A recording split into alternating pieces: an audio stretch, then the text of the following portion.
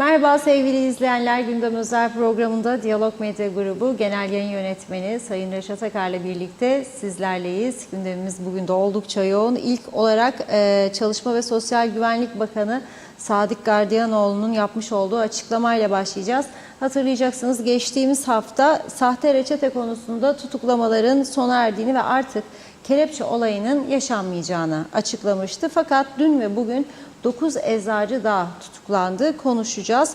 Sonrasında Maliye Bakanı Özdemir Berova, Ocak ayında kamu çalışanlarına ve emeklilere %48,5 oranında hayat pahalılığı ödeneği verileceğini belirtti. Bu açıklama tabii özel sektör kesiminde çalışanları meraklandırdı. Asgari ücretin de ne olacağı konusunda tartışma başladı.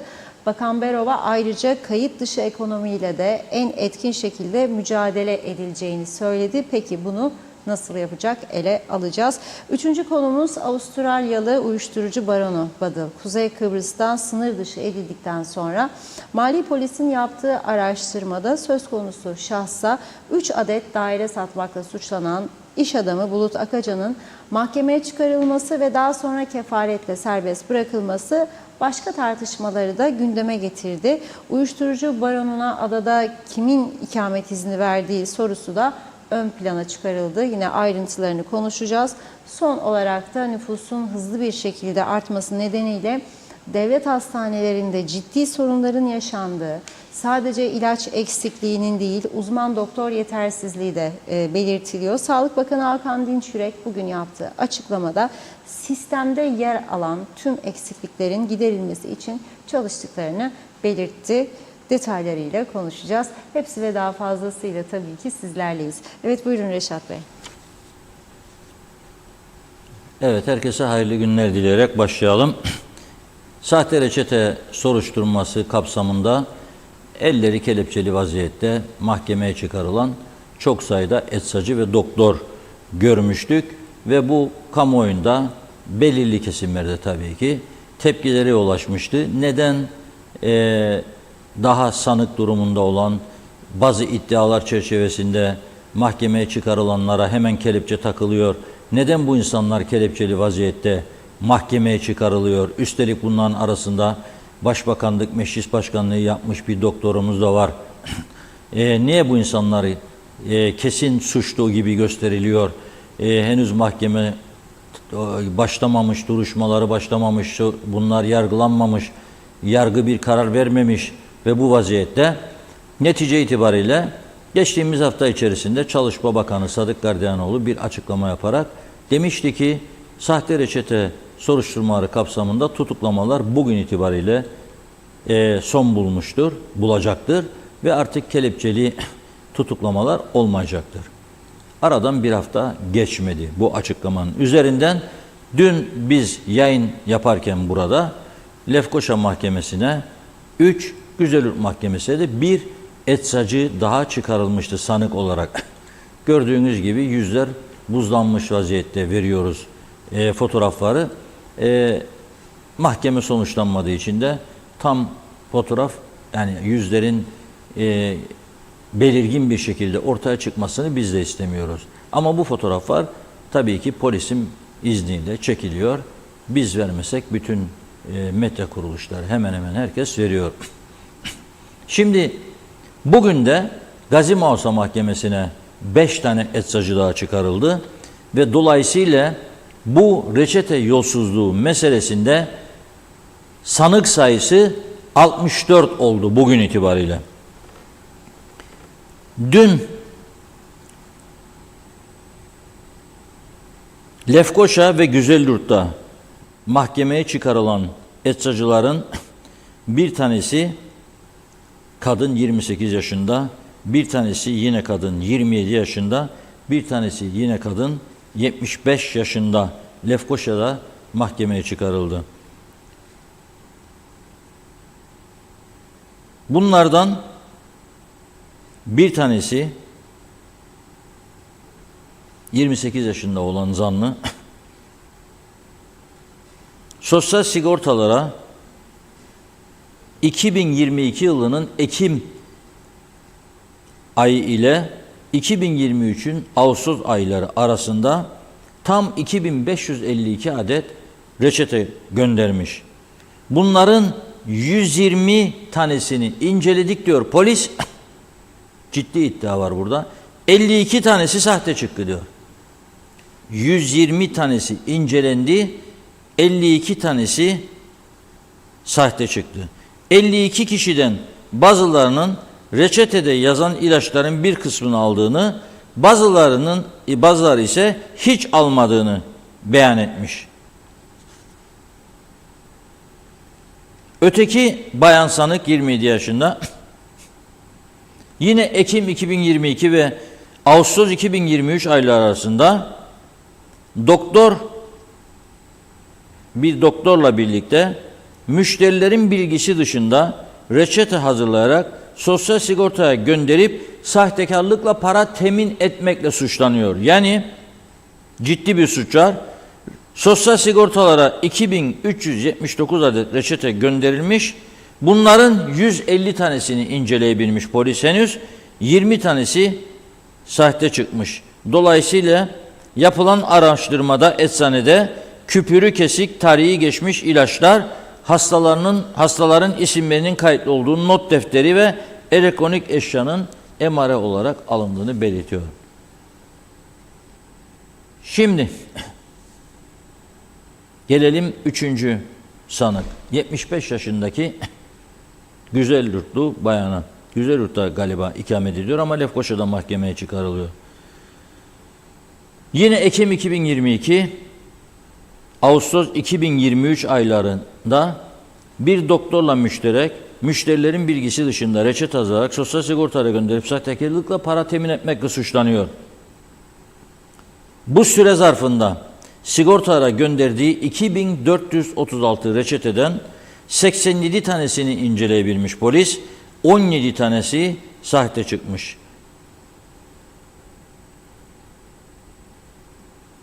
Ve bu arada polis diyor ki yargıca, mahkeme diyor ki son zamanlarda bazı eczacılar diyor hastaları bir bir arayıp polis sizi ararsa reçetedeki ilaçları aldığınızı söyleyin lütfen diye telkinde bulunuyorlarmış.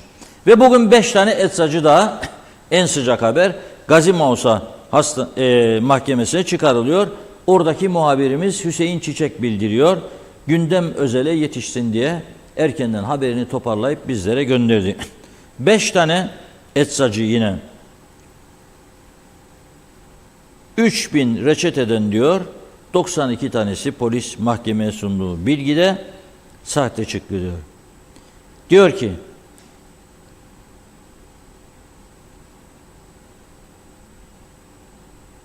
bir zanlı Ekim ile Ağustos arasında 2538 sosyal sigorta reçetesinden 679'u incelendi diyor. 26 tanesi sahte çıktı diyor. Bir başka eczacının 2220 reçeteden 480 tanesi incelendi. 18 tanesi sahte çıktı diyor. Bir başka eczacının 2441 reçeteden 518 incelendi. 17 tanesi sahte çıktı diyor.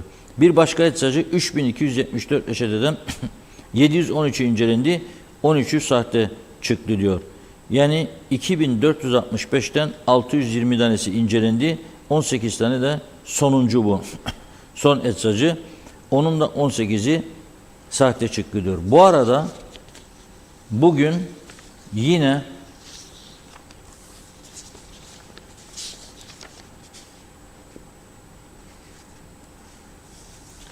Ergenekon ile Tirmen ana yolunun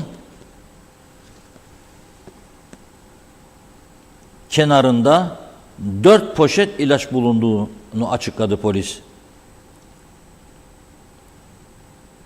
Geçikkale Serdarlı Belediyesi ekipleri Ergenekon Tirmen ana yolundaki yolun kenarında araziye atılmış vaziyette 4 çöp poşeti ilaç bulmuş. Yani Çalışma Bakanı geçen hafta içerisinde bu iş bitti dedi ama bu işin bitmediği anlaşılıyor.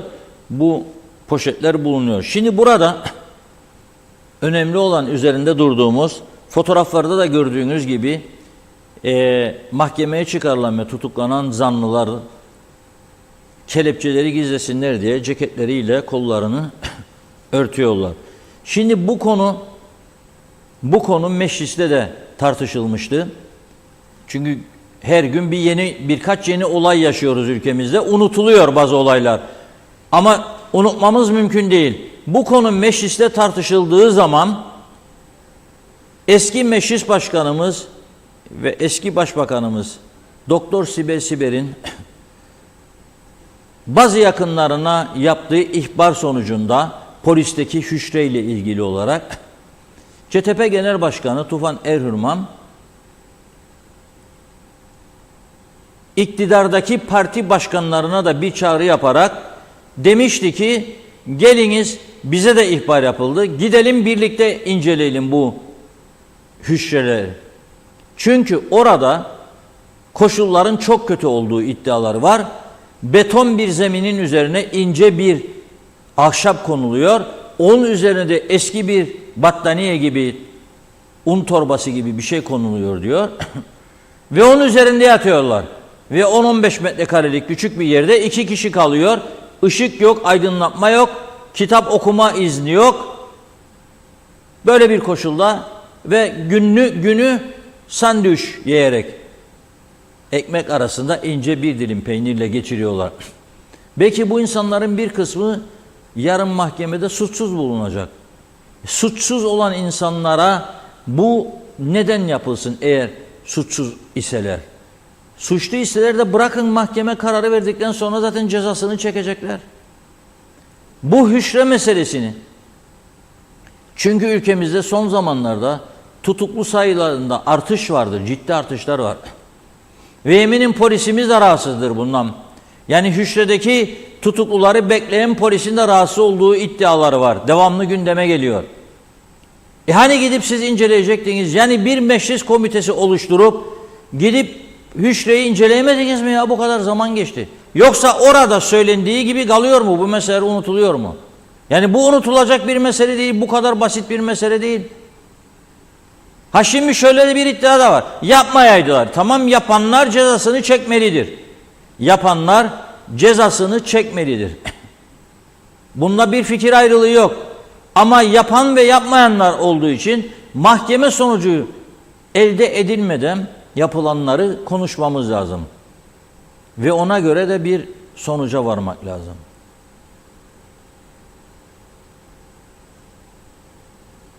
Mahkeme yargılasın, ortaya çıkacak olan sonuca herkes saygılı olmak zorundadır. Mahkeme kararları eleştirilemez. Mahkeme kararlarına saygı duymakla mükelleftir herkes. Ama daha o aşamada değilik. Ve ben bakıyorum bugün bu açıklamalara. Yani 2465'ten sadece 620 tane reçete incelenebildiyse geri kalanlar, yani 2000'e yakın reçete sadece bir olayda, Gazi Mauso'da, bu bahsettiğim 5 kişiyle ilgili ne kadar zamanda incelenecek? Ve daha ondan öncekiler var. Yani 10 binlerce reçeteyi polis hangi kadroyla hızlı bir şekilde inceleyecek? Bunlar aylar alacak. Ve bu aylar alan süreçte bu kadar insan psikolojik bir travma içerisindedir şu anda. Ve gelelim sağlığa. Bu sağlıkla ilgili o kadar çok iddialar var ki, mesela bugün Sağlık Bakanı gidiyor bir özel hastaneye. Doktor Bülent İzdarlı'nın o fotoğrafını rejiye aktarabilir miyiz bunların? Ben aktaramadım da. Bugün özel hastaneye gidiyor Sağlık Bakanı ve diyor ki göreve geldiğim andan itibaren diyor sağlıkta kalıcı bir sistem oluşturma hedefindeyim diyor ama daha göreve geleli 2 ay galiba, değil mi? Ya da 3 ay. Sistemde yer alan bütün eksikliklerin giderilmesi için çalışıyoruz. Ben diyor Sağlık Bakanı olarak sadece devletin sahip olduğu hastane ve sağlık merkezlerinin değil, ülkedeki bütün hastanelerin bakanıyım diyor. Ve bunları eşgüdüm içerisinde yönetmek görevimizdir diyor. Ama şimdi bakınız, ben size Lefkoşa Devlet Hastanesi'nin eski baş doktoru Bülent Dizdarlı'nın bugünkü paylaşımını okuyacağım.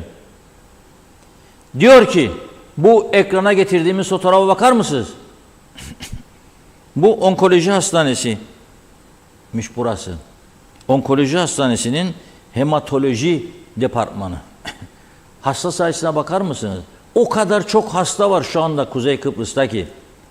Bunların bir kısmını belki aşılara yorabilir bazıları. Ama çok farklı sebepler de var. Bakın, bir anda insanlar koronadan sonra bazı insanlar çok fakirleşti. Bunu kabul edelim. Ve bu sürecin yarattığı psikolojik travmalarla birçok olaylar yaşıyor insanlar, aileler. Bir defa boşanmalarda müthiş patlama vardır. Bu boşanmaların yarattığı psikolojik tahribatlar var. Çocuklar ortada kalıyor. Boşananların pek umurunda olmadığı görülüyor hatta bu. Yani anne üzülüyorsa baba kendi keyfindedir. Baba üzülüyorsa anne kendi keyfindedir. Veya ikisi de üzülse bile ne yapalım, kader kısmettir öteki çocuklar gibi. Bak Ayşe Hanım da boşandı. Bak bizim Mehmet Ali de boşandı. Bak Ülfet Hanım da boşandı. Bak işte bilmem Mahmut da boşandı. Ama iyi düşünmüyor insanlar niçin boşandıklarını ve bu boşanmanın arkasından çocukların nasıl travmalar yaşadıklarını ve gelecekte durumlar ne olacağını pek düşünemez durumda oldu insanlar. Bunu kabul edelim. Bunu kabul edelim. Ve artık gerekçeler çok basitleşti. Ne yapayım canım? Beni gezmeye götürmez. Yahut da bir yemeğe benimle çıkmıyor. Ya bilmem ne aldı bana, doğum günüm geldi de işte gitti bana bir tane çul çabut elbise aldı. Çul çabut olur. Bakın ben bunu geçmişte yaşadım. Yani yok ki hanımımdan ama bir büyüğümüze ben İstanbul'dan gelirken bir kazak getirmiştim. Bana dedi ki çok güzel dedi. Beğendin mi dedim. Evet dedi. Sağ ol evladım dedi. Ama ben kalktım. Orada bir aptallık yaptım. Fiyatını söyledim sorunca bana. Söylememem lazımdı. 2 gün sonra dedi ki çocuğuna, ben zaten anlamıştım dedi bunun ucuz bir şey olduğunu ama yüzüne söylemedim dedi. Ertesi defa bu hayatımda yaşadığım bir şeydir. Onun için söylemekten çekinmem. Çok daha ucuzunu getirdim bir sonraki gidişimde. 5 misli attım fiyatın üstüne. Bellidir oğlum dedi bana, fiyatından, kalitesinden bellidir fiyatının yüksek olduğu dedi. Buna da bakıyor insanlar şimdi. Ne aldı bana diyor. O muşmula suratlı adam. Sümüğünü mü çekeceğim onun diyor. Ama başka sümükleri çekeceğini unutuyor. Daha sümüklüleri çıkıyor karşısına büyük bir ihtimalle. Çünkü kolay değildir öyle sümüğü akmayan bulmak bu zamanda. Grip arttı biliyorsunuz, korona, bir yıl hastalıklar var. Onun için sümüklü mutlaka olacaktır, yani sümük mutlaka var ama ölçüsüdür. Hiç durmadan akan var. O demek ki sana çok şey bulaştıracak demektir. Sen de çekeceksin demektir. Yani aza kanaat etmeyince. Neyse, Bülent Dizdarlı Bey söyleyelim ve gücenmesin, bize bekliyordur, bizi izlediğini de biliyorum. Yok ki konuştuk, anlaştık. Ben okudum bunu. Yarın da gazetede yayınlayacağım için Bülent Bey'in haberi yok bundan. Sabah, pazartesi sabah diyor 8.05. Dün değil, önceki gün yani. Civarı çektim diyor bu fotoğrafı. Gördüğünüz yer onkoloji binasının hematoloji departmanıdır. Görüldüğü gibi bölümün tek hekimi var. Doktor Dilek Yazmam ve ekibi onlarca hastaya tanı koymak ve şifa vermek için çaba harcıyor. Fotoğrafta onlar için rutinleşmiş zor bir günün başlangıcını yansıtıyorum diyor, anlayacağınız. Şimdi çalışanlar için zordur da diyor, hastalar için değil mi? Tabii ki zor ama onlar için esas zorluk, burasını lütfen herkes iyi dinlesin, Ocak 2024'te başlayacak. Yani 1,5 ay sonra, ne kaldı? Bu ayın yarısını geçtik diye kabul edersek, hızlı geçiyor günler de bu arada. Çünkü diyor sevgili Dilek'in diyor emeklilik yaşı geldi. Aralık sonunda görevden ayrılacak. Bu konuyu Bakan Dinçürek'le de biraz konuştum. Durumun farkında ve kısa vadeli çözüm için çabalamaya başlamış. Türkiye'den uzman getirmek çok mümkün değildir diyor. Orada da eksiklik var. Aslında yıllar öncesinden planlama yapılıp bu sıkıntının yaşanmaması gerekirdi. Ama ülkemizde bıçak kemiğe dayanmadan ileriye dönük yapılanma düşünülmüyor. Mümkündür hematoloji dışında başka tek branşlarda da aynı şeyler yaşanacak. Bari şimdi akıl koysak, tıp fakültelerinde okuyup eksik branşlarda uzmanlaşma isteyen çocuklara burs vererek mecburi hizmete çağırsak, devleti günlük kararlarla değil planlayarak yönetebilsek diyor. Şimdi burada 2-3 tane üzerine basmamız gereken nokta vardır. Bir, neden bugüne kadar tek tanı koyabilecek uzman, neden ikincisi, üçüncüsü yok? Ve neden en azından uzmanlık gerektiren sahalarda, önemli mevkilerde, başsavcı, yüksek mahkeme başkanı, yargıç, uzman doktor, neden yaş haddini isteğe bağlı olarak uzatmıyorsunuz yahu siz? Bülent Dizdarlı'yı da maşallah sapasağlam dinç bir adam, tam mesleğinin doruğuna ulaşmış, en iyi hizmet verebileceği zamanlarda hadi kardeşciğim emekli çıktın sen güle güle, sanki senin bir ordu sağlık uzmanın var diye.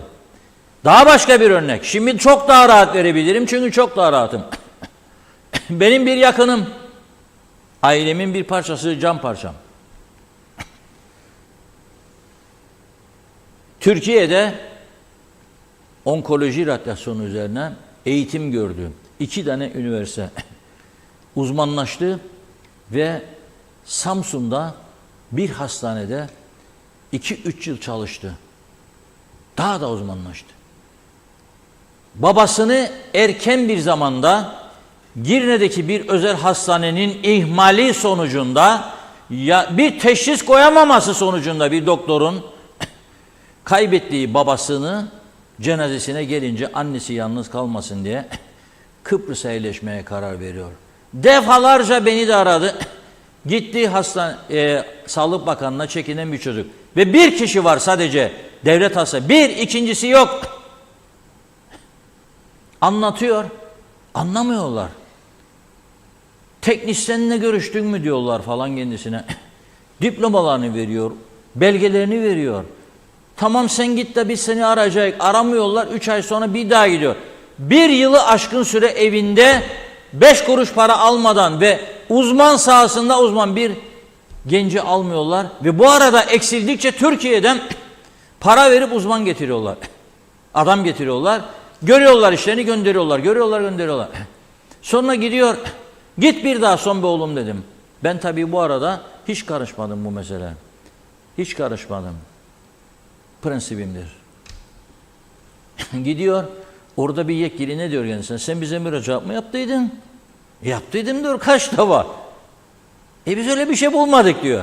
Yap bir müracaat çık daha da bakalım. Ama ne burası? Bakkal dükkanının, Mehmet Efendi'nin bakkal dükkanından daha beter bir yer oldu bu ülke ya. Devlet kurumları bakkal Mehmet Efendi'nin dükkanından daha beter oldu. Demek ki bu kadar basit mi ya insanların sağlığı, hayatı? Ve ben iddia ediyorum hayatını kaybedenlerin çoğu genç yaşta doğru teşhis konmamasındandır veya geç teşhis konmasındandır. Anında müdahale edilmemesindendir. Hiç bana laf söylemesinler. İlk yardıma gittiğinde uzman doktor gelip görünceye kadar karnım ağrır diye kıvrılan ya bilmem ne zehirlenmiş hastayı kaç saat sonra görebiliyor uzman doktor, onu söyleyin bakalım. Ne yapıyorlar? Bağlıyorlar serumu, öyle söyledi bize doktor diyor. Gelene bağla serumu yatır oraya ta ki ben geleyim. Bu durumdadır senin devlet hastanelerin. Ama bu tabii ki Dinçürek'in bugünkü yarattığı sorun değil. Yılların birikimini söylüyorum. Ve o az önce bahsettiğim benim yeğenim. Çocuk hırslı bir çocuk. Annesini yalnız bırakma isteme için hazırlanıyor sınavlara, 1 yıl öğretmen sınavına giriyor ve şu anda öğretmen. Ama bu tarafta elinde altın bilezik var.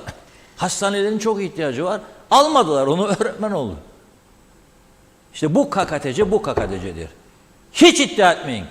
Bu KKTC, bu KKTC'dir. Güneydeki devlet düzeniyle yakından uzaktan hiçbir ilgimiz yoktu. Hiçbir ilgimiz. Gılına gelemeyik güneydeki devlet düzeninin. Gılına gelemeyik devlet düzeninin. Açık ve net söylüyorum. Gılına gelemeyik. Hiç kimse kimseyi kandırmasın. Ve bunu Dinç Yürek'in düzeltmesi de mümkün değil. Bunu Ünal Üstel Bey'in düzeltmesi de mümkün değil. Mümkün değil. Yara çok büyüdü. Kanama çok arttı. Kolay değildir. Kolay değil.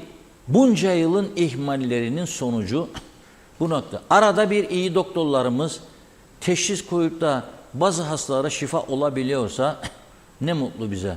İdare edecek. Bunun dışında ben pek umutlu değilim. Yani kimse kusura bakmasın ama ben pek umutlu değilim. Buyurun Funda Hanım. Mesajlarımıza başlayalım o zaman. Teşekkür ederek. Evet, Demet Arabacı iyi yayınlar diledi. Celal Harun, yaşanan ekonomik krizin herkesin aklını başına almasını gerektiriyor. Devleti yönetenler ve muhalefet partileri ellerini taşın altına koyup nasıl düze çıkmamızın yolunu bulmalı. Halk ekonomik açıdan sarsacak kötü günler uzakta değil. Yeme içme, gezme, tozma, yarını düşünmeden lüks harcamalar yapmak kurtuluş değil. Düşük gelirli vatandaşlar halkın büyük bir bölümünü oluşturuyor. İhtiyaç var demiş. Devletin ayakta kalması için acı da olsa bir reçeteye ihtiyacı vardır. Yardım elini uzatacak tek bir yer var. O da Türkiye. Ne ilginçtir ki bu bilindiği halde gerçekten bu devleti seviyorsak artık kendimize gelmemiz gerekiyor. Doğu Akdeniz'e ve çevremizde oynanan oyunlara dikkat edelim. Tek kurtuluş yolumuz Türkiye ile birlikte hareket etmektir dedi. Mehmet Uluçaylı, sağlıklı günler, iyi yayınlar demiş. Mehmet Şenler de kolay gelsin diyor. Hasan Nihat Erduran da kahveler sizdenmiş bugün. Osman Rakibet hayırlı akşamlar yazdı. Ali Cevat, evet çok doluyum. 4 gündür mahalle telefon direği kendini bilmez kamyon şoförü kırdı diyor. Yaptığı hatayı düzelsinler diye biraz karışık yazdım. Şikayete gidiyorum demiş, telefon dairesine halledeceğiz demişler anladığım kadarıyla. 4 tane de arkadaşım var orada diyor. Çalışanlara onlara söylediğim halde hala daha gelen yok. Umurlarında bile değil demiş. Sayarak her kim ne derse desin KKTC taşı toprağı altındır. Kıymetini bilelim. Kıbrıslı Çaytoz'da hayırlı yayınlar dilemiş Erdal Yarkın'da. Mehmet Uluçaylı, şu dolum istasyonlarından aldığınız suları içtiğinizde karın ağrısı ve ishal olunmaktadır. Bu su satış istasyonlarını denetleyen, sağlığa uygun olup olmadığına bakan bir metacı yok mu? Yoksa işimiz Allah'a mı kaldı? Hasan Nihat Erduran, mahkemelerimiz artık hüküm vermeli. Sanki ağırdan alınır intibası var halk arasında. İlaç işinde herkes huzursuz, sıkıntı var demiş. Nazan Gözdağ, tabii ki polis bulduğu reçeteleri inceleyecek fakat bu belgeleri uzman bilir kişinin inceleyip mahkemeye sunması gerekmez mi? Sonuçta bu belgeler sahte. Tamam da bu konuda devreye girecek uzman kişiler yok mu diyor. Mehmet İnancı, hayırlı yayınlar olsun. Batmış batırılmış kaoslar ülkesi cennet adamızla dedi. Sağlıklı günler diledi. Cengiz Güzelay, tüm izleyicilere sağlık, afiyet dilerim sizlere de. Kuzey Kıbrıs'ta kurulan sistem maalesef kendi birimlerini denetleyemiyor. Haliyle reçete ilaç yolsuzluğu bu denetimsizlikler yüzündendir. Üstüne basarak altını çizerek söylüyorum, Kuzey Kıbrıs'taki yolsuzluklar yanında. Reçete yolsuzluğu masum kalıyor demiş. Cener Aspava iyi yayınlar diledi. Mehmet George karşılığı da yarım kalmış. Şahide oldu, huzurlu akşamlar. Şenol Tatlıcıoğlu da selamlar, iyi yayınlar diliyor da. Hasan Nihat Erduran, odalar, birlikler, barolar birer şilte alıp hediye etsinler bari. Süngerden demiş. Zor değil sanırım. Mehmet Uluçaylı, bugün ayın 8'de ilgili bakan Kasım ayında hastane doktorlarının yazacağı reçeteler dışarıdaki eczanelerde geçerli olacağını söylemişti. Bir konuyu yapmayacaksanız söz vermeyin. Kendi halkınızın gözünden düşüyorsunuz. Verdiğiniz sözü ya yapın ya da boş yere laf tüketmeyin demiş. Şerife Turgay Derya, iyi yayınlar diliyor. Evet, Abe Hüseyin, sahtekarlık, yalancılık, bencillik, ganimetçilik diyor. Kültürel yaşam haline geldi. Mehmet İnancı, mahkemelerin işi zor Sayın Akar. bir 14 yılı bulacak gibi. Allah herkese kolaylık versin demiş. Kuzey Kıbrıs Filfil'de gidiyor.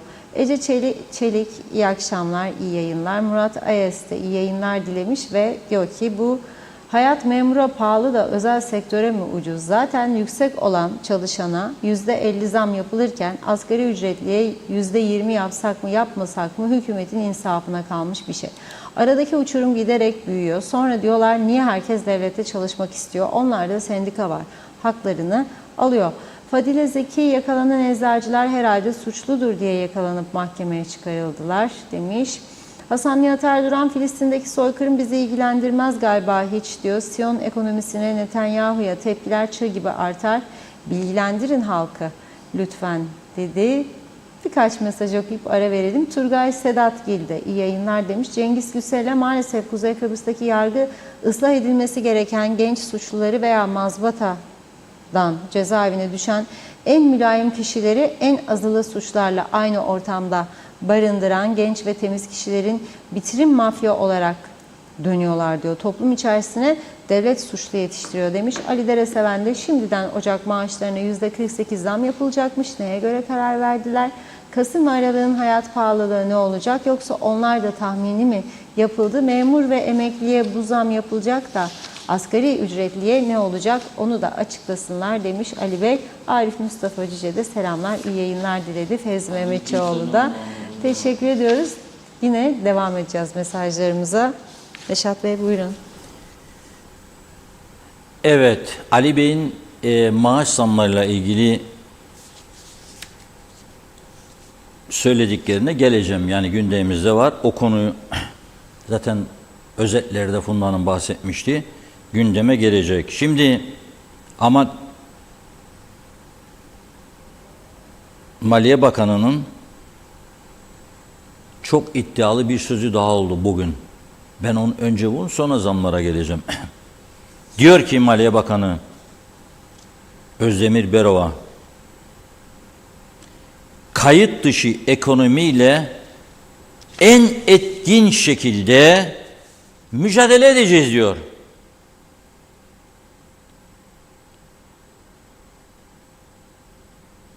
Yeni bütçesi 2024 yılı bütçesini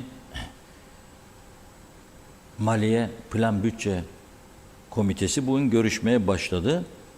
O nedenle yaptığı konuşmada söyledi bunu. Ve burada diyor ki kayıt dışı ekonomiyle en etkin şekilde mücadele edeceğiz diyor. Peki bunu nasıl yapacaksınız? 2 hafta önce de Çalışma Bakanı demişti. En kısa sürede kayıt dışılığı ortadan kaldıracağız. O günde de söyledim, şimdi gene söylüyorum. Hangi kadroyla, hangi uzmanlarla, ne şekilde kayıt dışılığı kaldıracaksınız? Mümkün mü ya bu? Mümkün mü bu? Bu kadrolarla asla ve katla kayıt dışılığı kaldıramazsınız. Kayıt dışılığın gittikçe arttığını da göreceğiz. %70 olacak, %80 kayıt dışı, %15-20 de kimi tutabildiyse elinde yetkililer onlardan alacaklar, %80-75 kayıt dışı yaşamaya devam edecek. Çünkü nüfusunu bilmiyorsun. Nüfusunu bilmediğine göre sen ülkenin kaç kişi çalışır, kaç kişi çalışmaz onu da bilemiyorsun. Bakın son 3 kişilik bir Afrikalı grubu yakaladı polis. Nasıl yakaladı bilir misiniz bunu? Bir ihbar aldılar, uyuşturucu var diye. Polis gitti, bastı, girdi binanın içine. Fakat uyuşturucu bulmadı. Ama üçünün de memlekette kaçak olduğunu ortaya çıkardı. Fotoğrafları da var. Gelecek inşallah maşallah.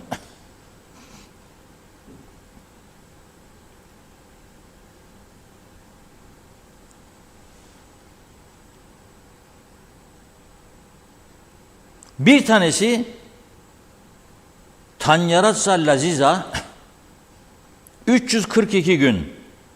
Ötekisi Tamulua Nehang 1438 gün. Üçüncüsü Li Manyukuvu 2209 günden beri bu ülkede kaçak yaşıyormuş.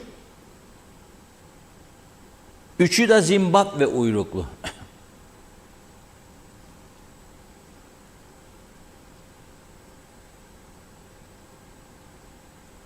Bir tanesi Lee Munyukuvu çok güzel bir itirafta bulunmuş mahkeme. 2017 yılında diyor, ben diyor 30 günlük vizeyle geldim diyor KKTC'ye. Turist olarak girdim diyor. Şimdi sen buna sordun mu turist vizesiyle geldiğinde nerede kalacaksın? 30 gün vize veriyorsun. 30 günlük otel parası var mıdır? Kredi kartı var mıdır cebinde? Varsa bu miktar var mıdır? Otel rezervasyonu var mıdır? Hiçbir şey sormadan 30 günlük vizeyi veriyor, giriyor içeriye. 2017 yılından beri kaçak yaşıyor ve diyor ki mahkeme, turist olarak geldim diyor. Adım tabii turist Ömer değil.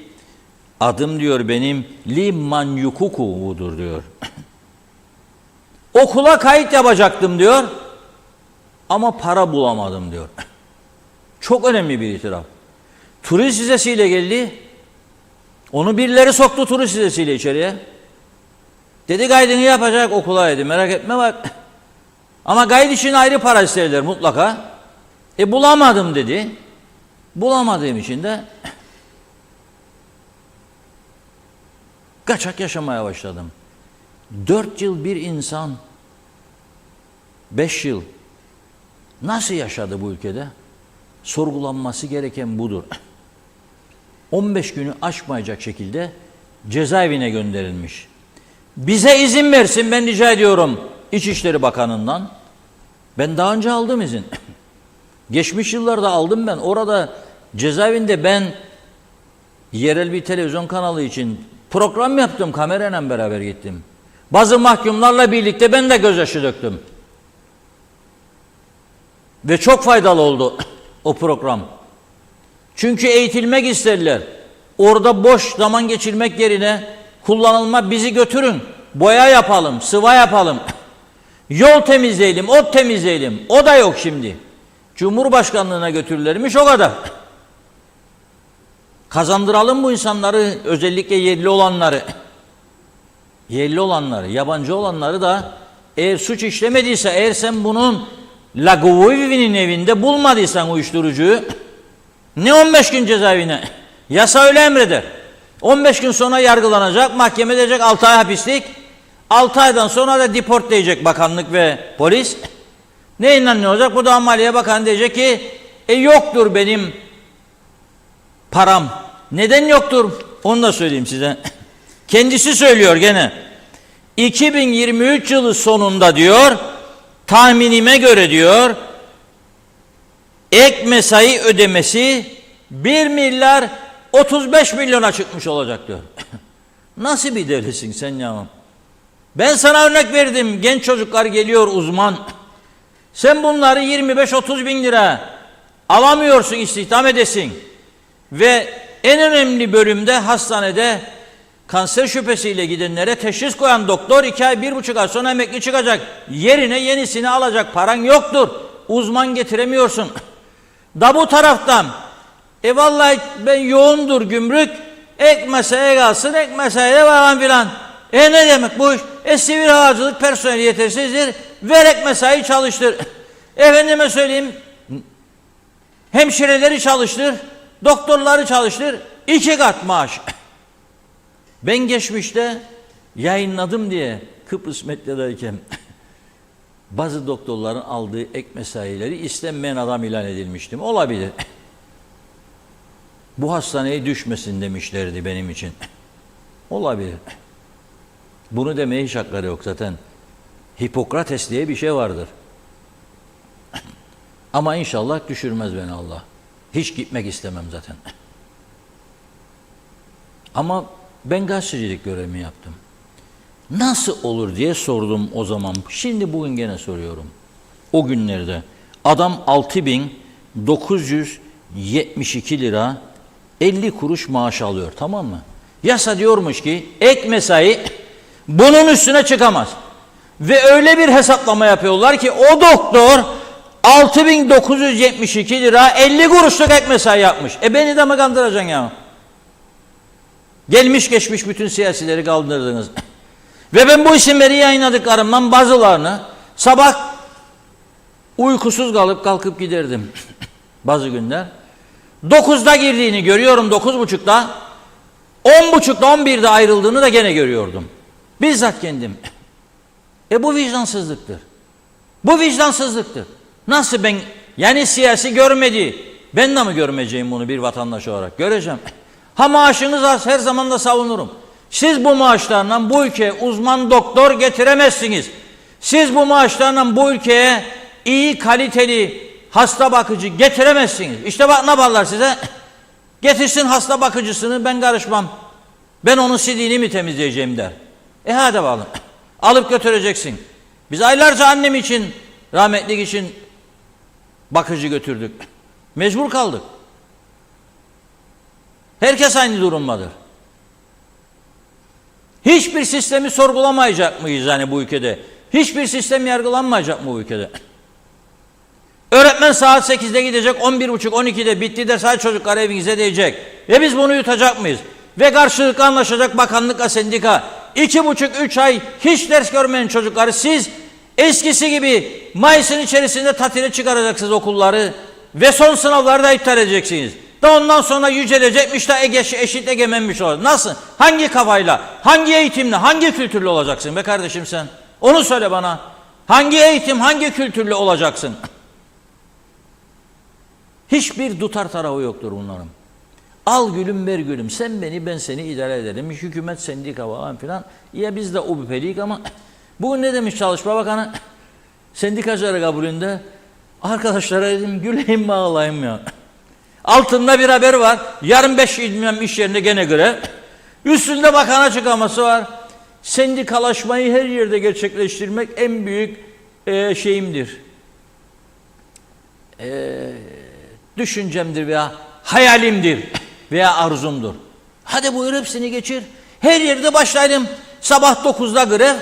8.30'da açılsın bakkal dükkanı ya 8'de. 8.30'da bu işlerinde grev var. 9'da kapansın bakkal. Ne inan edecek? Ha siz bulursunuz 21.000 enayi toplarsınız onlardan. 200-300'den de şirket ve çoğu bunların bankalar ve otellerdir. Turizm sektörü. Diğerlerine göz yumdum ben sana. Sen sür Ferrari'yi öde 1.000 lira vergi. Tamamdır ben hallettim bu işi ya merak etme tamam sen de bizi seçim geliyor unutma falan filan. Da bu düzenin lan beni Avrupa'ya taşıyacakmışsın sen. Ama kimi kandırın ya? Yani beni kandıramadıktan sonra Nikos'u nasıl kandıracaksın? Öteki taraftan ya Yernagi'yi. Mümkün mü ya bu? Ya Van der Leyen'i kandıracaksın. Hadi size bir fırsat düştü önünüze. 63 olaylarının yıl dönümü geliyor şimdi. Her Aralık geldiğinde hüzün sarar içimizi. Herkesin ailesinde kayıplar var, şehitler var. Siyasilerin de Kutlay Erkbey babasını kaybetti. Kudret Özersay babasını kaybetti. Genç yaşta, çocuk yaşta babasız büyüdü birçok insan. Ailemizde hastalar oldu, kayıplar oldu herkesin. Sığınaklarda yaşadı çocuklar falan filan, anneler neler çekti. Şimdi sana bu 63 olaylarının yıl dönümüne sayılı günler kalan Takis Hacı Dimitriou diye eskiden Eşgüdüm Komitesi Başkanıydı. 2 toplumlu teknik komitenin. Ama Güney Kıbrıs'ın en önde gelen siyasilerindendi. Rum propagandasının 1 numaralı savunucusu olmakla birlikte Kıbrıslı Türklerin dışlanması nedeniyle yaşanan bütün acı olayları da söylemekten çekinmeyen bir adam. Hayatının son raddesine geldiği için artık yeni bir kitap çıkardı. Ve o kitabın özetini yayınladılar Rum basınında. Bir tane KKTC yetkilisi ne sağdan ne soldan görmedim Allah inandırsın. Alıp da bunu gündem yapsın, konu yapsın. Bunu 3-4 lisana çevirsin. Van der Leyen'e göndersin, Ursula'ya göndersin. Bunu Biden'a değilse bile Blinken'e, Türkiye'deydi geçen gün, Hakan Fidan Bey'e verselerdi, versin kendisine. Bunu da uçakta giderken bir zahmet oku. Bir Kıbrıslı Rum'un itiraflarıdır. Biz dedi Kıbrıs Rumları olarak Kıbrıs Cumhuriyeti'ni hazmedemedik. Biz sonunu getirdik. Biz sonunu getirdik.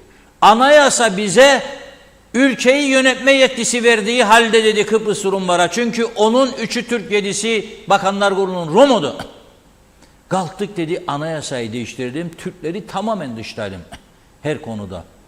Ve dedi o gün dedi biz kendi ellerimizle yeni doğmuş bebeği boğduk dedi. Ey ulusalcı milliyetçiler, büyük eşitlik egemenlikçiler. Ne görmezsiniz ya bunları, ne bir yığın adamımız var. 30-35 ülkede temsilcilik var. Dışişleri Bakanlığı var. Ne iş yaptığını ben de bilmem. Kaç yüz tane personeli var. Tanıtma dairesi var. Enformasyon var. 3 tane BRT kanalı var. Takatuk ajansı var. Var oğlu var. Hiçbirine görmez ya, bunlara bir konucuk yapsın.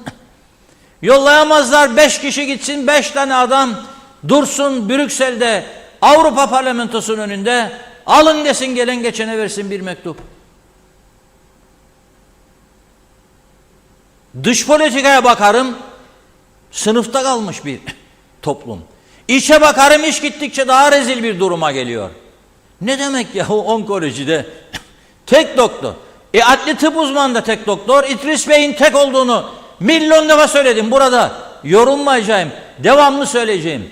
Bu adamın hasta olma hakkı yok mu? Bu adamın tatil hakkı yok mu? Ya İdris Bey'den başka bir tek kişi yok ya, o adli tıp uzmanı bu ülkede. Hani otopsi yaparlar, onu söylüyorum. Öldükten sonra ve bazen cesetleri 3 gün 5 gün buzdolabında beklediler. İdris Bey 2 gün Ankara'ya gider eğitim için. İdris Bey dönünceye kadar ceset bekler şeyde, buzdolabının içinde. Çünkü şey yapacaklar, test yapacaklar.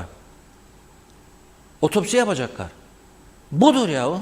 Bazen böyle, şimdi 15 Kasım geliyor. Allah gene yemeler, içmeler, kokteyller yaşatacak sonsuza dek falan filan.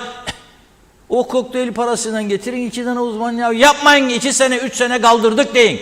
3 sene süreyle bütün resmi hizmet araçlarını kullanmıyoruz deyin. Satmazsanız bile götürün, atın bir ovanın içine, yakıt parasını kurtarın. Makinist parasını kurtarın. Ruhsat sigorta parasını kurtarın. Çareniz vardır ama çare öğretmektir. Ve Maliye Bakanı çıkacak, diyecek bana 1 milyar 35 milyona çıkmış olacak diyor yıl sonu itibariyle ek mesailer. Ben 3-5 tane gümrükçü arkadaşım gücenmesin diye konuşmayacağım bunu. Hayır, kaldırın ek mesaileri. Rotasyona çevirin. Vardır imkanınız. Ha personel yetmez, başka dairelerden kaydırın.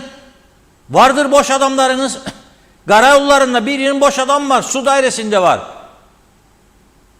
Telefon dairesinde var. Madem ki telefon bağlayamıyor bana bu telefon dairesi, 400 kişi ne yapar orada? Onu söyleyin bana siz. Onu söyleyin, ben sorarım, cevap isterim sizden. Ne yapıyor bu insanlar? Ne hal olduk böyle ya? Çaresizlik içinde kıvrılıyor. Ve diyor, bunu sorgulamak diyor ve ivedi tedbir almak zorunludur. Özdemir kardeşciğim senden önceki de aynısını söyledi bize. Şu anda Cumhurbaşkanı olan Tatar Bey de aynısını söylediydi. Ondan önceki de aynısını söylediydi Maliye Bakanlığı döneminde. Ondan önceki de aynısını. 40 yıldır aynı pilavı pişirip önümüze koyuyorsunuz. Cesaret var mı be oğlum, cesaret? Alasın kararı. Var mı cesaretin? O şarkıyı unutmayın. Cesaretin var mı başka diyor. Unutmayın o şarkıyı, güzel bir şarkıdır. Varsa oynarsın bu oyunu, yoksa oynayamazsın. Ha bazılarında çok cesaret var, çok aşk oyunu oynar, o başka mesele. Onlarla da baş edemem. Buyurun Funda Hanım. Kaldığımız yerden hemen mesajlarımıza devam edelim sevgili izleyenler. Çok yoğun, yine arada atlamadan okumaya çalışacağım. Evet, Mehmet İnancı, devlet kademelerinde maalesef ciddiyet kalmadı Sayın Akar. Söyleminize katılıyorum demiş. Tema Yavaş da Yağmurlu Londra'dan selamlarını yolladı. Mustafa Sarper, bravo Reşat Bey, duygularımıza tercüman oluyorsunuz. Cem Ener, hastanelerdeki uzman doktor eksikliğine dikkat çektiğiniz için teşekkürler. Ben de size üniversitelerde yaşanacak akademisyen eksikliğinden bahsedeyim. Eşim Boğaziçi Üniversitesi Tarih Bölümü mezunu, ardından İTÜ'de sanat tarihi yüksek lisans yaptı. Şu anda Güneyde University of Cyprus'ta doktora yapmakta. Ülkemizde güzel sanatlar odaklı bir üniversitenin açtığı münhale başvurdu. Ve sonuç sizce ne oldu demiş. Eşimi mülakata bile davet etmediler. Maalesef liyakat sıfır. Ferdiye Caymaz, 4 ay sonra ya randevu verirler. Mide ağrısı için ölen ölür, kalan sağlar bizimdir demiş Ferdiye Hanım. Karagöz Nesime Ali, herkese vatandaşlık veriyorlar peynir ekmek gibi. Bence en iyisi erken seçim. İsmet Ezel, benim de BRT'ye müracaatım var. 1978'denmiş. Hasan Nihat Erduran, bir avuç memleket çok kolay düzelir. Öncelik izolasyon, ambargolar, ulaşım ve vergi düzeni olmalı. Aynur Yüzügüler, evet doğru okudum, İyi yayınlar diledi. İbrahim Bulut Beyaz'da.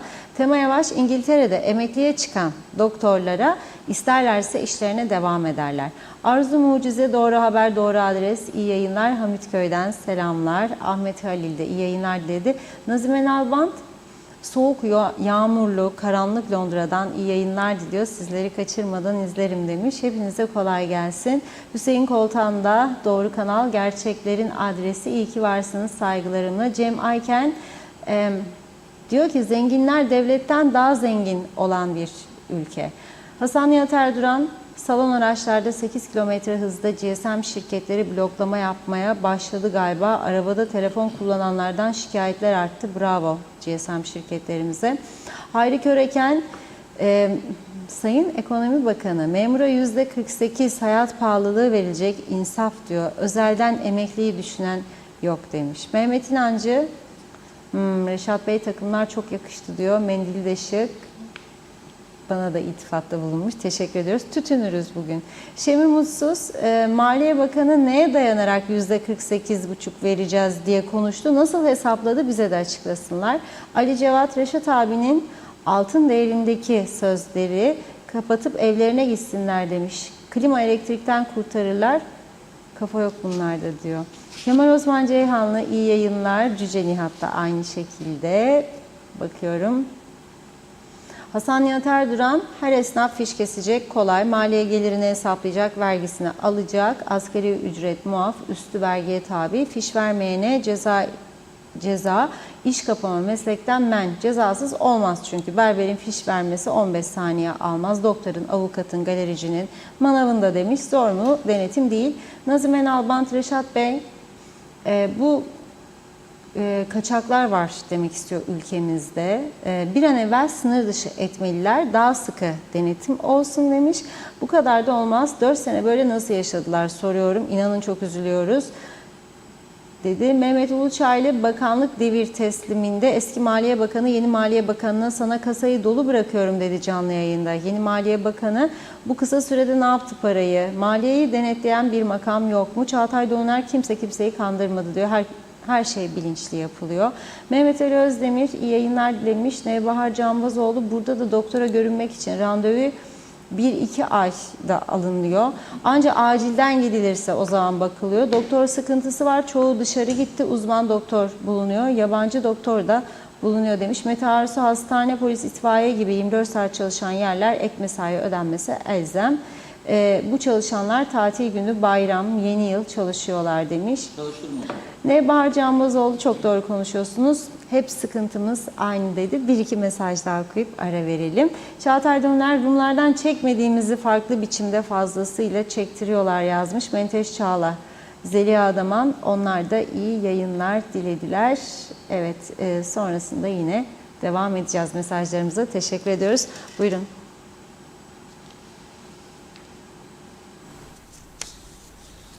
Evet. Ben hak etmediler demiyorum ama yani fazla mesai çalışırsa ister parasını.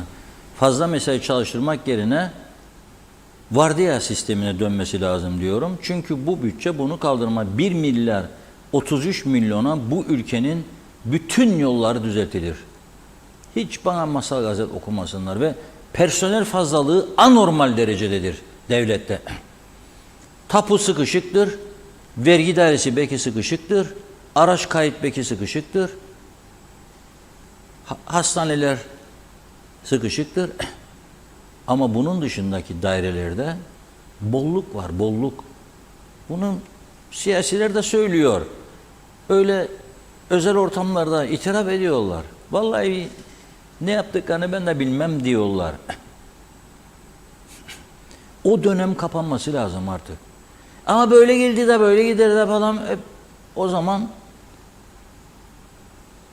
gözyaşlarına hakim olmak gerekecek bir süre sonra. Ben bunu gözlemliyorum, görüyorum. Yani ana vatana sarıla sarıla yürümeyeceğini bu işin bir süre sonra daha iyi anlamış olacağız diye düşünüyorum ben. Tabii ki ana vatan bizim yanımızda, biz destekliyor ama bir yere kadar. Yani bir tarafta aşırı bir bolluk, zenginlik, bir tarafta çöküş kabul edilebilir bir durum değil. Ve bazı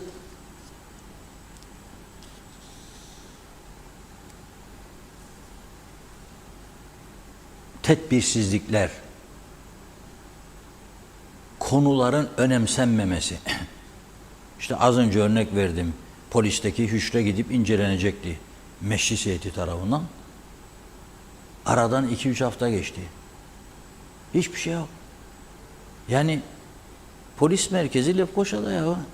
Meclisten yürüyerek çıksalar yola 10 dakika sonra oradadırlar. Ama maşallah arabalar var bol bol. Hay gidin bir görün. Yok. Yabancı kaçaklar konusunda da aynı durum. Yani bugün örnek verdiğim 3 kişiyi polis tesadüfen buldu ya. Yani onun hani kaçak var diye ihbar almadı. Uyuşturucu ihbar aldı da gitti. O gidinceye kadar uyuşturucu herhalde gönderilmiş idi. Ve bunları bu defa kaçak olarak tespit edip tutukladı polis. Şimdi Avusturyalı uyuşturucu baronu Mark Douglas Buddle kırmızı bültenle aranıyordu. Kuzey Kıbrıs'a geldi. Girişi bir şekilde sağlandı. Ve o vize de aldı yani burada kalmak için. Şimdi Avustralya'nın resmen Türkiye'den istemesi üzerine Türkiye'de buraya baskı kullanınca bu Avusturyalı değil Avustralyalı Buddle uyuşturucu baronu. Buradan deport edildi, geri gönderildi. Ama Mali polis Türkiye'nin Mali polisinin de yardımlarıyla veyahut desteğiyle diyeyim araştırma başlattı Kuzey Kıbrıs'taki faaliyetleriyle ilgili olarak. Ve bir tane çıkardılar ortaya şimdilik. Belki daha çok çıkacak bilemiyoruz. Bir tane çıktı. Daha önce başka meselelerden dolayı tutuklanan, cezaevinde bir süre yatan Bulut Akacan 3 daire sattığı gerekçesiyle bu şahsa 2 gün önce gördüğünüz gibi kelepçe falan yok. Çünkü reçete yolsuzluğu yoktur. Yani Buddle'a 3 tane apartman dairesi satmış. Kendisi diyor ki ben para mara da almadım diyor. İstanbul'da bir yeri vardı, onu alacaktım, takas edecektim diyor. Mahkeme değerlendirecektir bu ifadenin doğruluğunu, eğriliğini falan neyse. Kendisine tutuksuz yargılanma kararı çıkıyor ama mahkeme yurt dışına çıkış yasağı koyuyor. Avukatı diyor ki çok önemli bir iş adamıdır, yurt dışında işleri var, ticaret yapıyor falan. El koymayın, yasak koymayın. Yok diyor mahkeme. Yurt dışına çıkış yasağı koyuyor. Şimdi sosyal medyada birkaç gündür bazı sorular dolaşıyor. Yani diyorlar bu Buddle'a kim izin verdi? Yani bir soruşturma yapılmadı mı bu adam hakkında siciliyle ilgili? Çünkü adam kırmızı bültenle aranıyormuş. Yapmadan nasıl? Kim verdi? Kimler verdi? Girene İzin verene bir şey yok da daire satana mı var? Bu defa bu tartışılmaya başladı. Amanın aması. Ama mamma. Hep bizde böyle. Ben yapmak isterdim amma diye devam edince anla ki masal gazel okuyor gene bize. Ben yapacaktım amma. Yok. Ben yaptım. Neyse yapması gerekeni yapması lazım.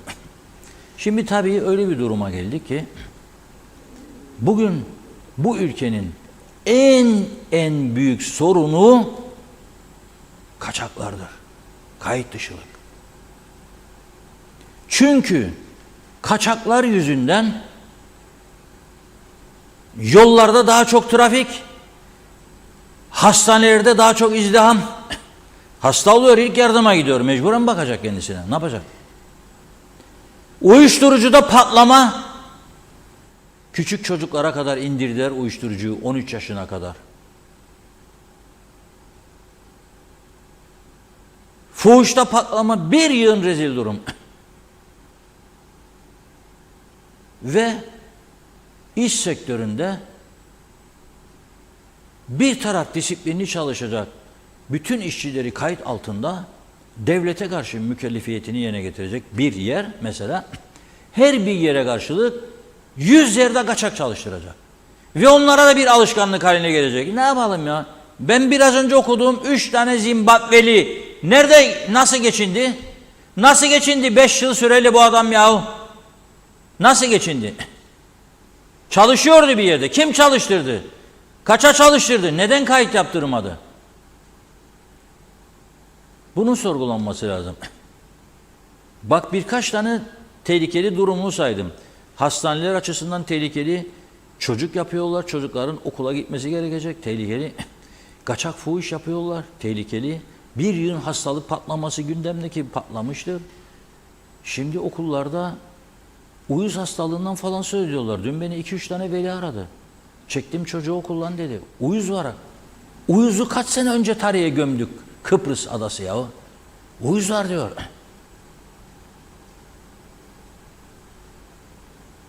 Uyuşturucu patlaması, kaçakçılık, hırsızlık, şiddet, tecavüz ve halkın yaşadığı psikolojik travma. Ne düşündüğünü halkın ben de merak ediyordum.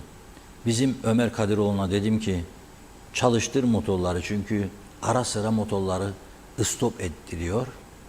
Dinlensinmiş. Halbuki bilmez ya, uçaklarda diyor uzmanlar en fazla 3 saat boş tutacaksın. 21 saat uçak gidecek gelecek abi diyor. Uzmanlar diyor. Ben demiyorum çünkü pilotluk yapmadım. Onun için ona da diyorum motorlar devamlı çalışır olsun. Sordu. Birlikte izleyelim bakalım.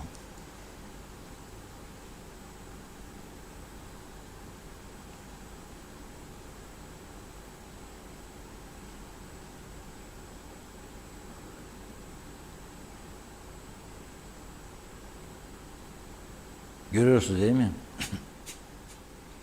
Bizim de şimdi veriyordum amma diyecekler bana biraz sonra, bilgisayar tutukluk yaptı. Ya uyardım da yani az önce Funda Hanım mesajları okurken yazdım da hazır mı röpler dedim. Hazır dendi bana. Dünden verilmiş içeriye, rejiye. İçişleri Bakanı Dursun Oğuz, ülke nüfusu gibi ülkedeki kaçakların sayısının bilinmediğini de açıkladı. Bunu nasıl karşılıyorsunuz? Vallahi yani nasıl karşılayayım? Ben zaten neyimiz düzgün de bunu da düzgün bir şekilde bize söyleyecekler. Onu hiç bilemiyorum ben. Her gün yaptıkları tek şey zam. Başka bir şey yaptıkları yok yani. O yatın kakan zamına kakar. Yani başka bir şey gördüğümüz yok. Vallahi araştırsın, öğrensin. Benden öğrenecek değil.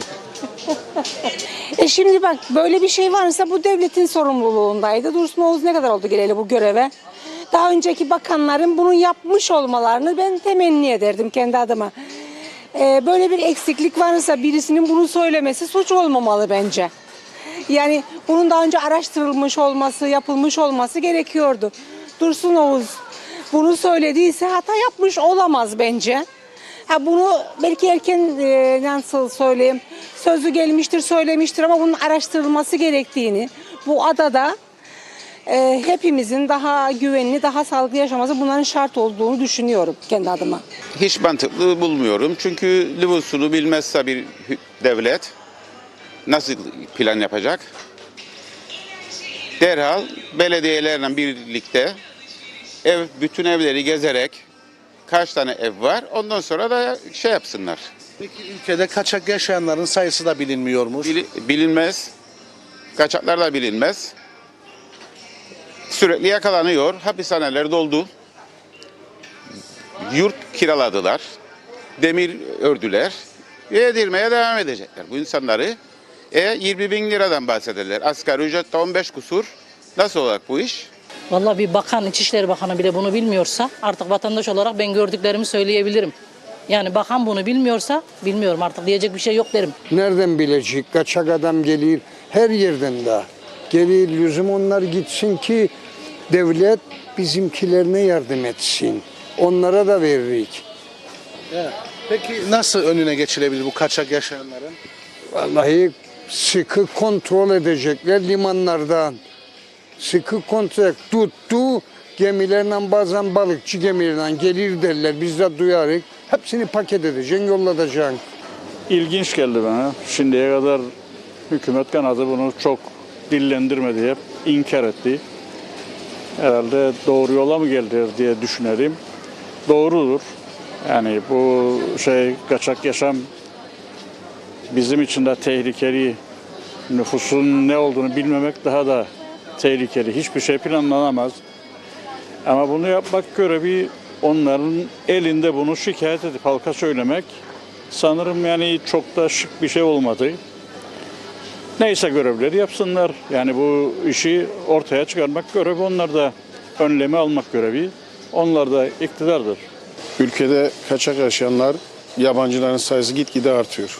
Bunlardan biz de şikayetçiyiz. Vallahi bence bilirler ya, bilmezler değil ama açıklamak istemezler. Çünkü başımızda olanlar ipi kaçırttı. Yani yemin ettiler, geldiler, oturdular oraya. Ancak hiçbir şeyi memleketin hayrına ve faydasına yapmıyorlar. Bunu vatandaş biliyor.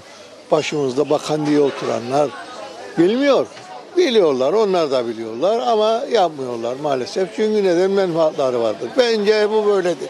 Başka bir şey değildir. Ülkedeki kaçakların sayısının artması sizleri endişelendiriyor. Endişelendiriyor tabii.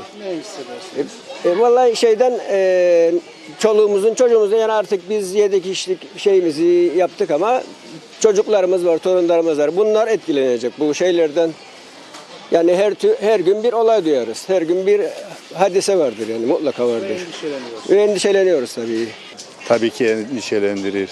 Yani ülkemizin ada ülkesi olması münasebetiyle de özellikle yani böyle kaçakların daha iyi bir kontrole ihtiyacı var yani. O konuda hemfikiriz. Daha iyi kontrol edilmesi gerekiyor. En azından bilindiğinde insanlar ne kadar insan yaşıyorsa ona göre bir önlem alınır. Ne bileyim sağlık önlemi, eğitim önlemi, adalet önlemi, daha iyi bir yaşam için her şeyin devlet tarafından bilinmesi şarttır. Tabii ki endişelenir. Biz ada ülkesi, biz en çok memleketimizi rahat yaşadığımız için seviyoruz. Yani bir ada ülkesi olmasının güvenliğini seviyoruz biz. Tabii ki endişelendirir bizi. Kapımız penceremiz eskiden açık yatıyorduk. Şimdi endişeliyiz. Tabii endişelendirir. Ne gibi endişeler? Trafikte de sıkıntı yaşarız. Çünkü bizim trafiğimizi bilmezler. Hırsızlık olayları artacak. Cinayetler artacak. Uyuşturucu zaten aldığı başını gidiyor. Zenciler bakan altında son model Mercedes. Ayağında babıcıdan gelir, son model Mercedes'te gezer. Nasıl olur bu işler be kardeş? Yani o hükümet bunları görmez. Vermez mi diyorum ya sana, önceliklerimiz başkalarının öncelikleri oldu. Tamam onların da hakları olabilir, hani belki sigortalı çalışanlar bilemem. Ama ve lakin ben sigorta burada doğdum, burada büyüdüm, buranın vatandaşıyım. 50 yaşına geliyorum neredeyse, benim haklarım onların öncelikleri ise o zaman bunun sorgulanması lazım. Kaçak yaşayanlar çok var. Gelir bundan bir tane okuma diye yerler, bir karı alırlar, Kıbrıs anlaşırlar, ya koca alırlar.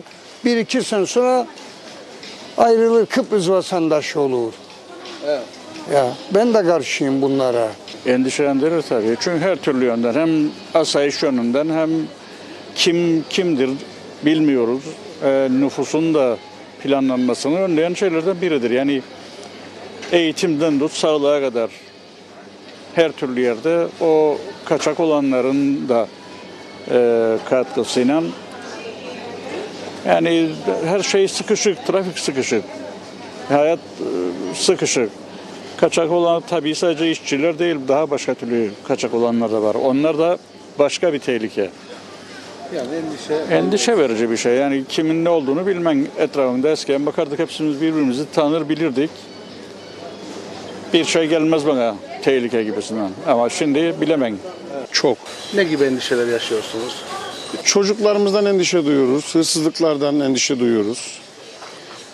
Olaylardan, ülkemizdeki olan olaylardan, durmadan kaçak hastalıklar bile onlardan geldiğine inanıyorum ben. Rahatsızım gelen kaçak insanlara. Evet.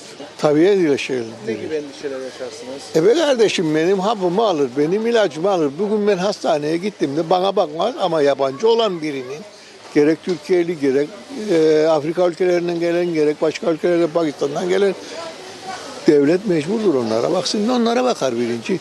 Bize bakan yoktu. Ben 63'ü aşadım. 14-15 yaşındaydım. 10 sene askerlik yaptım. Tabii ki kötü günler gördük. Tabii ki sıkıntılar yaşadık ama hiç kimse kimseye B demedi. Çok birbiriyle yardımlaşarak, birbiriyle gayet güzel geçinerek atlattık, bugünlere geldik ama bugünden sonra nasıl atlatacağımızı bilemiyorum. Tedbir almak çok şarttır. Bu arada bana bu fırsatı verirken Diyalog TV'nin nice 10 demeyeceğim ben 100 yıllara gitmesini temenni ederim. Çünkü 3 tane 5 tane daha adamımız çıkarsa Reşat Akar gibi bu memlekette her şey güllük gülistanlık olacak. Ama neden Reşat Akar? Çünkü doğruyu söyler. Ama dinlerler dinlemezler veyahut da yaparlar yapmazlar. Ama doğruyu söyler. Vatandaş gerçeğini öğrenir her bir şeyin.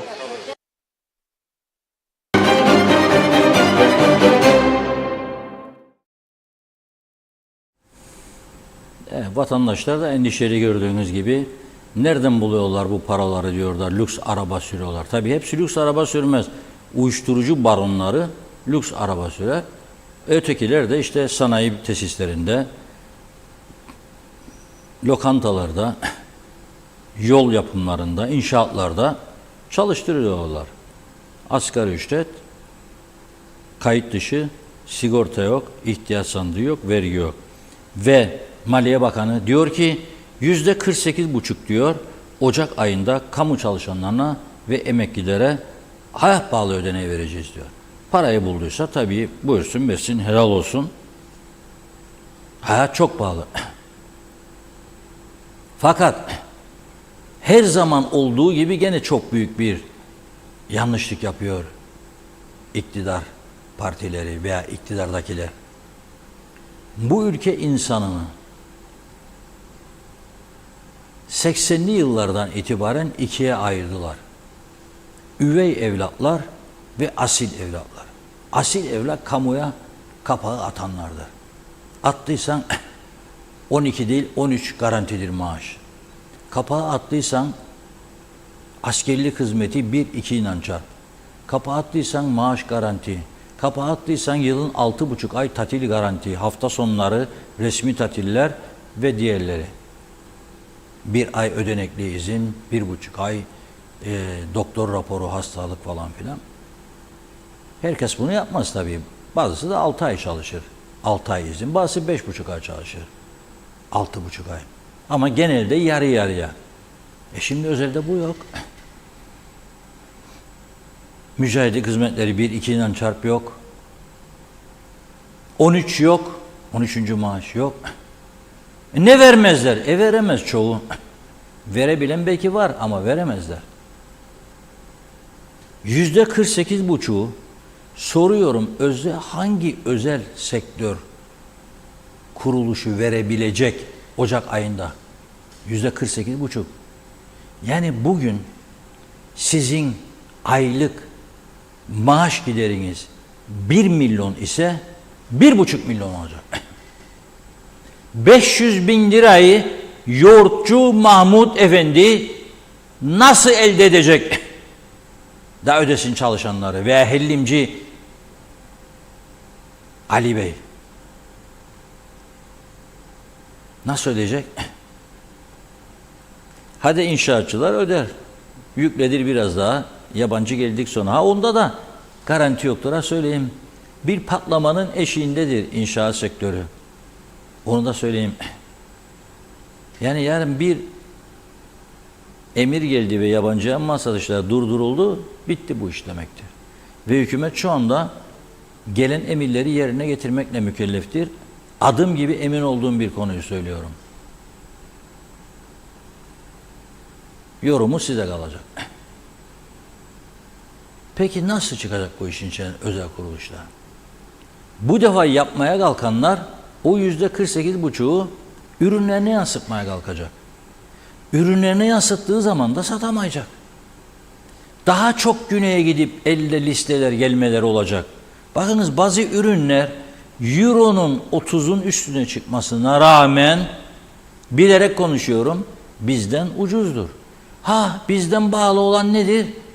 Sebze ve meyveleri. Domates geçen gün baktım 5 euro. 150 lira. Bir dün bizim çocuklar gitti 9 lira ya beleşin reklamlarını gördüm 9 lira diye. 5 euro. Salatalık Rum'da baktım 3,5-4 euro. Üzüm. Zaman bitiyor artık. Bizde 100 lira 60 lira var 100 lira var diye şikayet ediyoruz bağlı diye ki etmekte haklıyız tabii.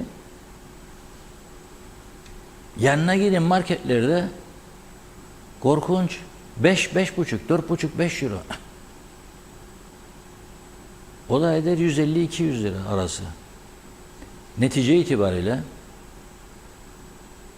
ucuzları da var. Tabii bize göre ucuz olanlar var. Mesela kampanya yapar adamlar. Hellim'de bile bazı firmalar elde çok stok olduğu için kampanya yapar. Bizdekilerin fiyatlarının altına düşenler var. Çayda, Nescafe'de, deterjanda kampanyalı olanlara gittiğinizde fark vardır. Peki ben memleketimde balık yiyemez duruma getirildim. 4 tarafı denizle çevrili adada balık yok. Türkiye'den geldiğini zannederdik. Uyurduk bu kadar zaman. Meğer Mısır'dan Lagos Fangri geliyormuş buraya. Benim denizlerim ne oldu? Yok mu balık? Yokmuş. Eskiden bizden Rum tarafına götürülü satarlardı balıklar. Şimdi ben bakıyorum Rum tarafından buraya. Dönüş için öyle bir hava seziyorum. Yakında olacak göreceksiniz o da. Eğer navlun bu kadar, gümrük bu kadar, ek mesai bu kadar diye yüklemeler devam ederse ithal ettiklerine de o taraftan daha kolay gelecek buraya.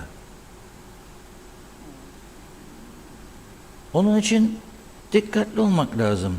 Şimdi ben merak ederim. %48,5'luk bu 2024 yılı bütçesinin içinde var mıdır, yok mudur bu artış?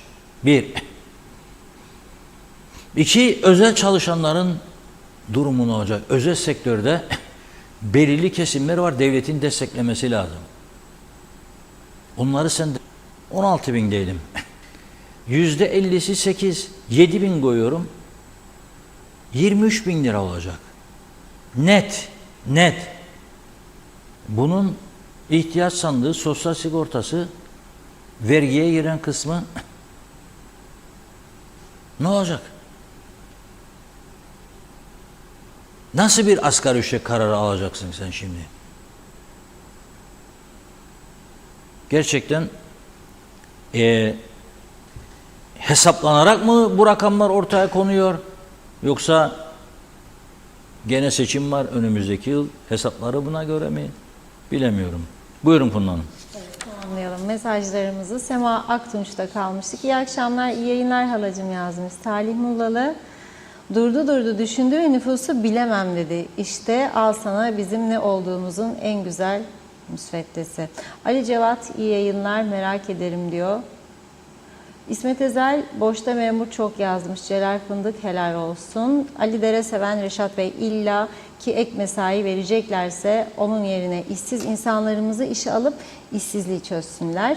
Gençlerimizin göç etmesini önlesinler. Ben çok iyi biliyorum. Şu anda ek mesai ödenen bir kurumda eğer karı koca çalışıyorsa ve biraz da eski memurlarsa bir eve bir ayda yaklaşık 4 maaş ortalama 250 bin lira girerken diğer taraftan iş bulamayıp ülkeyi terk eden, Rum'a muhtaç edilen ve asgari ücretle geçinen insanlarımızın olması skandal değil. Onun ötesinde de çok büyük bir akıl tutulmasıdır. Mehmet İnancı 15 Kasım'da otelde yine kokteyl parti var Reşat Bey. Gelsin gitsin viskiler, şaraplar, lezzetli bulgur köfteleri, muhteşem yaşasın KKTC. Soner Sabriler, Kuzey Kıbrıs'taki meclis ve hükümete söyleyecek hiçbir lafım kalmadı. Her şeyi söylersiniz diyor. Olmuyor ama demiş. Demek ki olmazsa olmaz. Huzurlu akşamlar sizlere. Evet, Ramazan Zaza Aslan da helal olsun Reşat Bey demiş. Sabahları Serhat İncirli'yi, akşamları sizi izliyorum zevkle dedi. Ayşe Güner Mertcan, ülkemizin durumunu öğrenmek isteyenler bu programı izlesinler demiş. Londra'dan Güner Bey'in mesajı bu. İsmet Ezel, bahçeye çıktım sizi dinlemeye, sinekler yedi beni diyor. Erol Akaler, kayıt dışı işletme arıyorsa devlet Hamitköy'e gelsin. Sitelerin müşterek alanları, makinist garajları doldu diyor. Bir şey demiyoruz. Orman kanunu uygulamak zorunda kalacağız. Hasan Gözüken, Reşat abim diyor, lütfen diyor bu anlattıklarını anlıyorlar ama demiş sen bize lazımsın. Mustafa Akman, devlette neyse yerel yönetimlerde de aynı saçma mesai ödemeleri. Evet, Fevzi Teke hayırlı yayınlar diledi. Su tutkudur, seçime gidilmeli demiş. Bakayım şöyle yukarı doğru. Bunları da zannediyorum tamamladım. Evet, teşekkür ediyoruz. Reşat Bey buyurun. Ben yoruldum hayat, gelme üstüme. Diz çöktüm dünyanın namert yüzüne. Gözümden gönlümden düşen düşene. Bu öksüz başıma gözdağı verme. Gözümden gönlümden düşen düşene. Bu öksüz başıma gözdağı verme.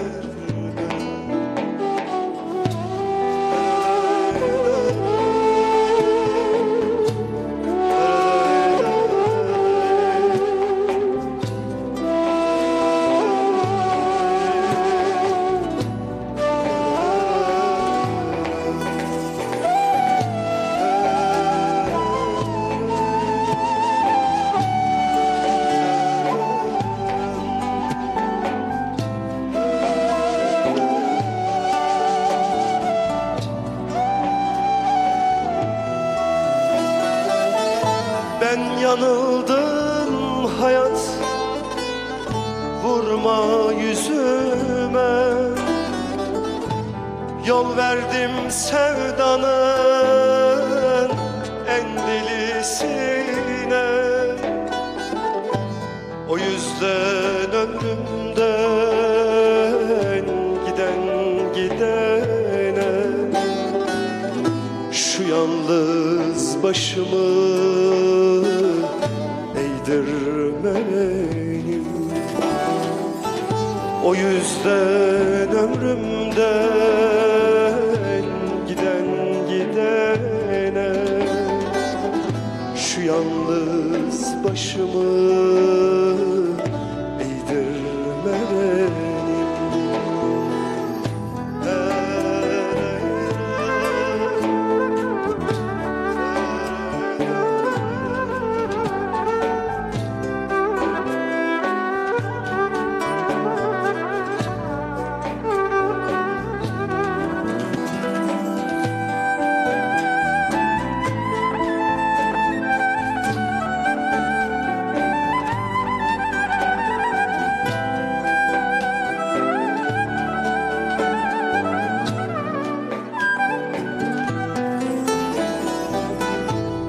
pişmanım hayat, sorguya çekme.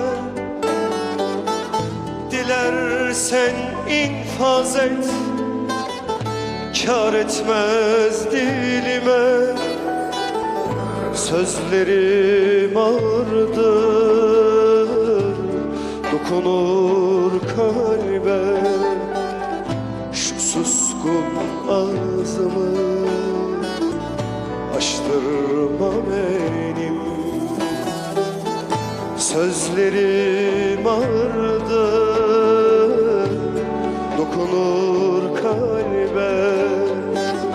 Şu suskun ağzımı açtırma benim. Gözlerim ağırdır, dokunur kalbe. Şu suskun ağzımı açtırma benim.